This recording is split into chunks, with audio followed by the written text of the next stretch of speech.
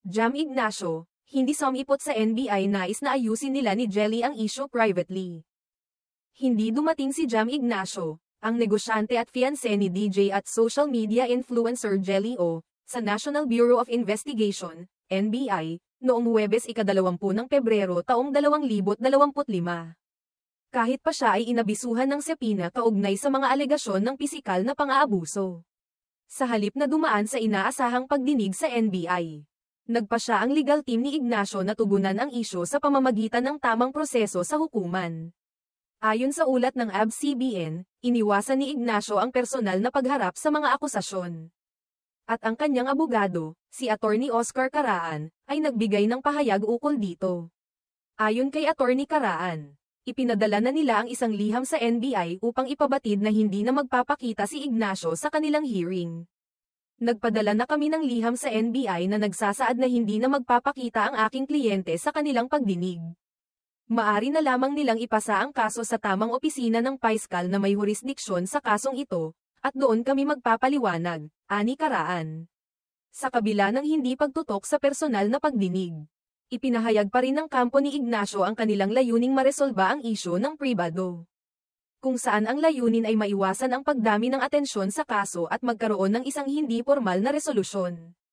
Ipinaliwanag ni Caraan na ang kliyente ni Ignacio ay nagsusumikap na ayusin ang kanilang personal na relasyon ni Jelly O nang hindi dumadaan sa formal na proseso ng korte.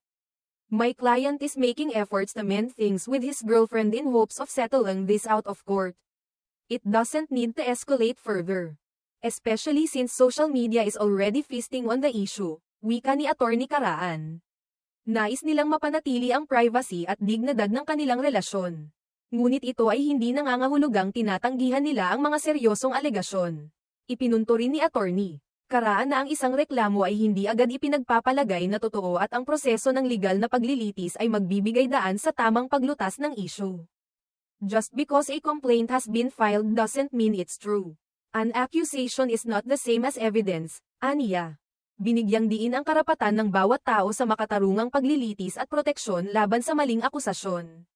Sa kabila ng kanilang intensyon na maresolba ito ng pribado, ang issue ay patuloy na naging paksa ng talakayan sa social media. Mabilis na kumalat ang mga detalye ukol sa reklamo, at masusing tinutukan ito ng mga netizens.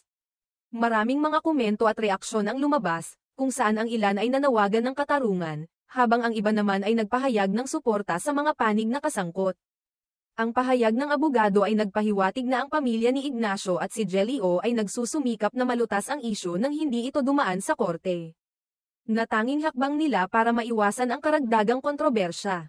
Ang issue na kinasasangkutan ni Ignacio at O ay patuloy na umaabot sa mga pahayagan at social media, na nagsisilbing platform para sa mga tao na magpahayag ng kanilang opinyon. Ang kasong ito ay nagpapatunay kung gaano kabilis kumalat ang mga issue sa digital na panahon. At kung paanong ang mga personal na usapin ay nagiging sentro ng atensyon ng publiko. Gayunpaman, binigyan din ng pansin ang pangangailangan na magpatuloy ang mga legal na proseso upang makamit ang hustisya. At na ang bawat tao ay may karapatang ipagtanggol ang kanilang sarili laban sa anumang uri ng akusasyon. Sa ngayon, ang kampo ni Ignacio ay nagsusumikap na maghanap ng solusyon at makipag-ayos sa pamilya O upang maiwasan ang mas mataas na antas ng legal na proseso. Gayunpaman, tanging ang tamang proseso ng batas ang magpapasya sa magiging kinalabasan ng kasong ito.